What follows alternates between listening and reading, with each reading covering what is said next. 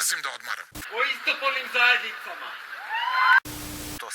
Pazite, ona je mene prozvala da ja nisam lekar. Novi korona, talas, koronavirus, korona zahvatio, korona... Ja sam običan čovjek. Ja sam običan mali čovjek.